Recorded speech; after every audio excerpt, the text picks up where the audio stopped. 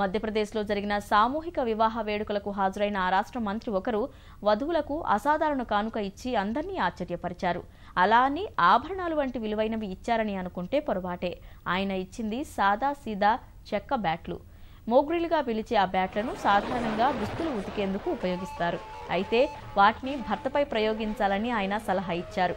భర్త మద్యానికి బానిసైతే అతన్ని దారికి తెచ్చేందుకు బ్యాట్తో దెబ్బల వర్షం కురిపించాలని సూచించారు.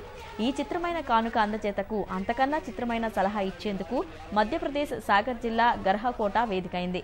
అక్షయ తృతీయ సందర్భంగా దాదాపు 700 జంటలు సామూహిక వివాహాలకు హాజరైన పంచాయతీరాజ్, గ్రామీణాభివృద్ధి శాఖ మంత్రి గోపాల్ భార్గవ వధువులకు మోగ్రిలను కానుకగా అందించారు. తాగుబోతుల్ని కొట్టేందుకు ఇస్తున్న కానుక ఇది, పోలీసులు జోక్యం చేసుకోరు అని ఆ చెక్క బ్యాట్లపై రాయించడం మరో విశేషం.